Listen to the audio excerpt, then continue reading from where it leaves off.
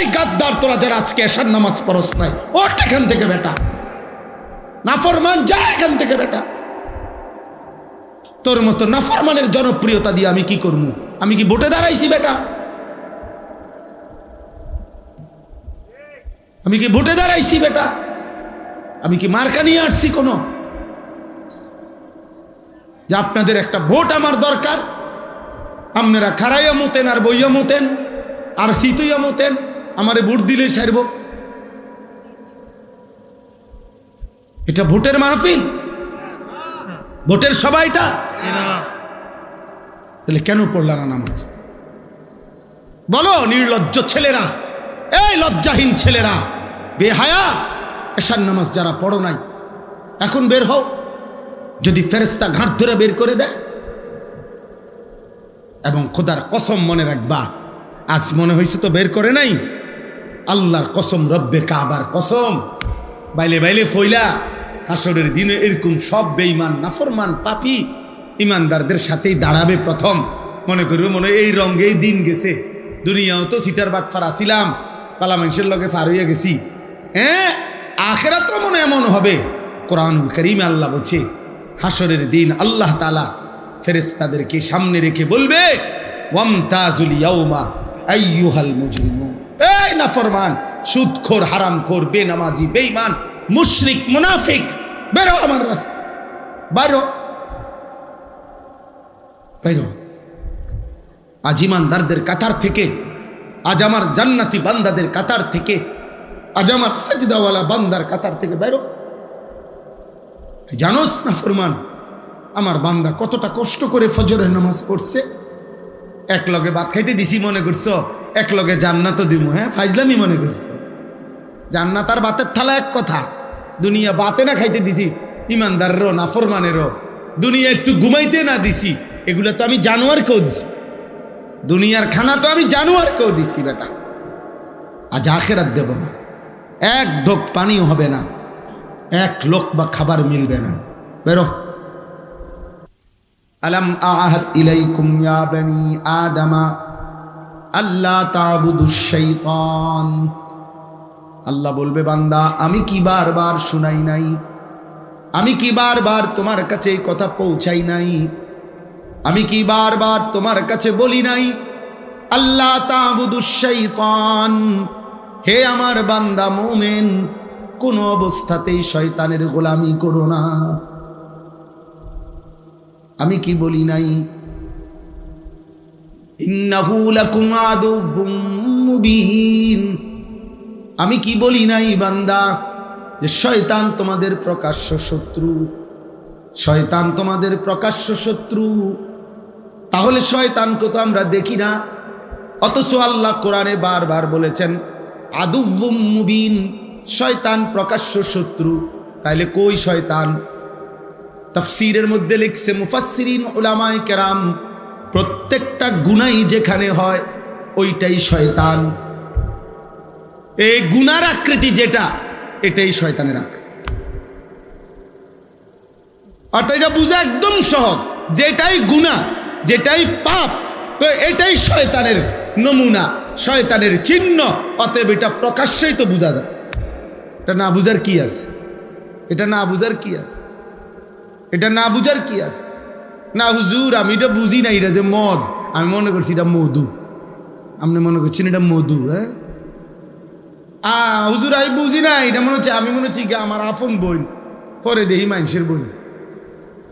আপনি এনি বুঝছেন, আপনি মস্কারি করেন, আপনি বুঝেন নাই, আপনি বুঝেন নাই। বাবাদেরকে বলি, বাবারা সন্তানকে ফিরান, সন্তানকে ফিরান, ছেলে মেয়েকে ফিরান, স্ত্রী পরিজনকে ফিরান। আখিরাতের ভাবনা। প্রিয় ভাই আমার, বন্ধু আমার, বাবা আমার, মা আমার, বোন আমার, দোস্ত আমার, নওজোয়ান সাথী আমার, এমন সুন্দর জীবন নষ্ট করে দিও না বাপ। কেউ কারো ঘরেই থাকে না, তুমি তোমার ঘরেই থাকো, আমি আমার ঘরেই থাকি। কেউ কারো কবরেও থাকবে না। তোমার কবরে তুমিই থাকবা, আমার কবরে আমিই থাকবো। একদিন সব একাকী হয়ে যাবে, একদিন সব। হযরত ওমর ইবনে আব্দুল আজিজ তাবিঈ ছিলেন, যারা সাহাবাদেরকে দেখছেন এমন শ্রেষ্ঠতম তাবিঈ হযরত ওমর ইবনে আব্দুল আজিজ রাহমাতুল্লাহি আলাইহি। উনি মাঝে মাঝে কবরস্থানে, ওনার আত্মীয় স্বজনের কবর যেখানে ছিল পারিবারিক কবরস্থানে যাইতেন আর কবরকে ডাক দিতেন। ডাক দিয়া বলতেন, হে কবর, মাযা ফাআলতা বিল আহিব্বা, আইনাল আসদিকা, আইনাল জুল্লাস, আইনাস সাম্মার। তিনি বলতেন, হে কবর, আমার আত্মীয় আমার স্বজনদের সাথে তুমি কি করেছো বলো। তিনি বলতেন, আমার বন্ধুরা কোথায় কবর, আমার চাচারে কি করছো কবর, আমার বাপেরে কি করছো বলো, আমার জ্যাঠাতো ভাইরে কবর তুমি কি করেছো বলো, তোমার কাছে রেখে গেছিলাম, তোমার কবরে শোয়া গেছিলাম, আজ বলো তুমি কবর। আমার আত্মীয়দের সাথে, আমার স্বজনদের সাথে, আমার বন্ধুদের সাথে, যাদের সাথে আমি গল্প করতাম, যাদের সাথে আমি বন্ধুত্ব ছিল, তোমার কাছেই তো রেখে গেছিলাম, তুমি তাদের সাথে কি আচরণ করেছ, মাযা ফাআলতা। কিতাবের মধ্যে আছে হযরত ওমর ইবনে আব্দুল আজিজ এই বুজুর্গ তিনি কাঁদতেন, আর সাথে তখন যারা দাঁড়িয়ে থাকতো তাদেরকে তিনি বলতেন, জানো কবর আমারে কি বলছে। তো তারা বলতো, কি বলছে হযরত? আমি স্পষ্ট যেন শুনতে পাচ্ছি, কবর আমাকে বলছে, হে ওমর ইবনে আব্দুল আজিজ, তোর স্বজনের সকলকেই আমি হাড্ডি চামড়া গোশত চোখ নাক কান একটা একটা অঙ্গ খুলে খুলে মাটির সাথে মিশায় দিছি। আজ মাটি খুঁড়ে দেখ, তোর স্বজনের কারো অস্তিত্ব আর খুঁজে পাবে না। আমি মাটি সমান করে দিছি, আমার মাটি আমি মিশায় ফেলছি, কারণ আমি মানুষ তো মাটিরই তৈরি, এজন্য আমার মাটি আমি রেজা রেজা করে ফেলছি। এজন্য যদি কলিজা শক্তই হয়, এক ওয়াক্ত নামাজ পড়তে মন না চায়, নওজোয়ান মাঝে মাঝে কবরস্থানে একা দাঁড়াইও, মানুষের লোকে যাইয়া পারতা না, একলা কবরস্থানে দাঁড়াইও একা নীরবে, দিনের বেলাতেই কোনো কবরের সামনে 1 মিনিট 2 মিনিট দাঁড়াইয়া ভাইবো, এই মানুষগুলো জমিনে কোলাহল করত, এই জমিনে এই মানুষগুলো ব্যস্ত ছিল। আজ পৃথিবী ঠিকই আছে, ওরা আর নাই। আকসিরু যিকরা হাদিমিল লাযযাত, আল্লাহ নবী সাল্লাল্লাহু আলাইহি ওয়াসাল্লাম বলছেন, উম্মত সমস্ত স্বাদ আনন্দ উল্লাস ফুর্তি সব মজা শেষ করে দিবে যেই মৃত্যু, সেই মৃত্যুকে বেশি বেশি স্মরণ করো। সব সব ঠান্ডা করে দিবে, সব স্তব্ধ করে দিবে, সব স্তব্ধ করে দিবে।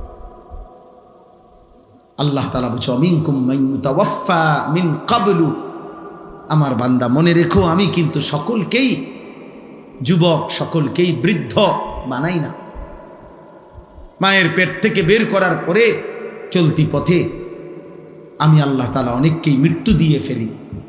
দেয় কথা বলে না, জন্মিলেই তো বুড়া হয়, প্রত্যেকটি বাচ্চাই তো নিশ্চিত বুড়ো হয়, বুড়ো হয়। 3 বছরের বাচ্চা কবরে নাই, 3 দিনের বাচ্চা কবরে নাই, 6 বছরের বাচ্চা কবরে নাই। তাইলে তুমি কোন হিসাবে ভাবছো তুমি আরো 30 বছর বাঁচবা? আমাদের মৌলানা মুতালেব হোসেন সালিহি, আমার বন্ধু, মৌলানার ওর মেয়ে বাচ্চা হয়েছিল 1 মাস 1.5 মাস, 1 মাস হয়েছে মনে হয়। এই গত 3 দিন আগে এই বাচ্চা অসুস্থ ছিল, 1 মাসের বাচ্চা, 1 মাস। ঢাকা নিয়েছে, মোহাম্মদপুর শ্যামলী বড় হসপিটালে ভর্তি করাইছে। আগের দিন রাত্রে আমারে ফোনে কইতেছে, আনিস, আমি বললাম কি অবস্থা বাচ্চার, ডাক্তারে কি বলুন? মাশাআল্লাহ অনেক ভালো আছে, বলতেছে চিকিৎসা অনেক সুন্দর, ভালো হসপিটাল, খুব বড় সড়ো, অনেকক্ষণ বলল। পরের দিন আবার রাত্র 12:30টার দিকে আবার ফোন দিছে, ফোন রিসিভ করছি আর দেখি ও কাঁদতেছে। আরে কি হইল রে, কান্দোস খেল? আমার আদরের বাচ্চা, কোলের বাচ্চা মারা গেছে, এই 1 মাসের বাচ্চা মারা গেছে, রাত 10টায় মারা গেছে। তখন আমি যখন শুনছি তখন 12:30 বাজে। পরে কথা বলতেছি আর সান্ত্বনা দিতেছিলাম, তো বললাম যে বাচ্চাটা এখন কোথায়, তুই কই এখন? তো একটা কথা বলছে, কয় গাড়িতে আমি আমার বাচ্চারে কোলে নিয়ে আইতেছি, আমার বাচ্চা আমার দিকে তাকায় আছে। কি ভাই, 1 মাসের বাচ্চা, এক বাবা মনে করেন সেই ঢাকা থেকে লাকসাম পর্যন্ত এই 5-6 ঘন্টা রাস্তা, ছোট্ট মাসুম বাচ্চা মৃত, যে বাবা কোলে করে নিয়ে আসছে, তার কলিজাটা তখন কেমন লাগছে? কে তোমাকে নিশ্চয়তা দিল বাবা তুমি আগামীর ভোর দেখবা? প্রতিদিন প্রতি রাত ভোর হতে কত মানুষের জানাজার এলান হয়, এমন একটা এলান কি তোমার জন্য হবে না? কবরের কথা শুধু গজল শুনলে হবে? এটা শুধু গজলের জন্য? এ তো ফিকিরের জন্য, এ তো ভাবনার জন্য, চিন্তা ফিকিরের জন্য। এজন্য আজকে আমি মূল কথা, মোটা কথা এটা বললাম। আল্লাহ তাআলা কোরআনুল কারীমে, আমি এবার আয়াতগুলোর তর্জমা বলি, তাইলে আমার কথা শেষ হয়ে যাবে। কোরআনুল কারীমের 18 নম্বর পারা, কোরআনুল কারীমের 23 নম্বর সূরা, সূরায়ে মুমিনুন। এই সূরার 8টি আয়াত আমি তেলাওয়াত করেছি, ছোট্ট ছোট্ট আয়াত। আমি অল্প তর্জমাটা বললেই বুঝবেন, সবাই বুঝবে। ছেলেরা, বাবা, তোমরাও শোনো, তোমরা নিজের উপরে দয়া করো ভাই, কমপক্ষে নিজের জন্য ভাইবো। কেন নামাজ পড়ছো না? কেন আল্লাহকে ডাকো না? বেঈমান কি গভীর ষড়যন্ত্র করছে প্রতি মুহূর্তে।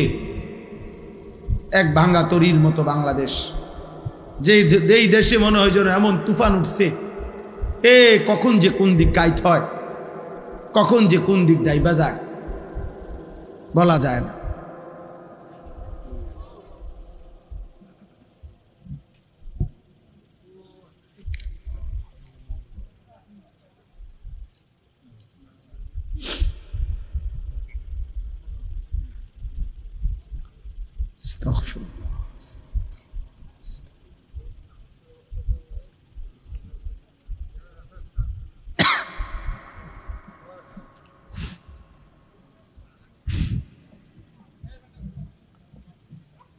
এজন্য আমরা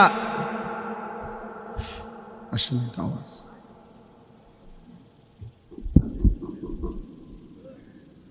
তোমরা নওজোয়ান, তোমরা তো তোমাদের ফুর্তিতে আছো। তোমরা মনে করছো জীবন মানে উপার্জন করবে তোমার বাবা, রান্না বান্না করবে তোমার মা, আর তোমার রাত দিন দুপুর কাটবে মোবাইল, নারী, ছবি, অশ্লীল গল্প, অশ্লীল কামনা বাসনা এর মধ্যে। কিন্তু তোমরা জানো না বাপ, দেশ, মাটি, সীমান্ত, প্রতি ইঞ্চি জমিন নিয়ে এই পরিমাণ গভীর ষড়যন্ত্র চলছে। কখন যে কোন দিকে কাইত হয়, কখন যে কোথায় গিয়ে আমাদের গন্তব্য থামে, কোনো নিশ্চয়তা নেই।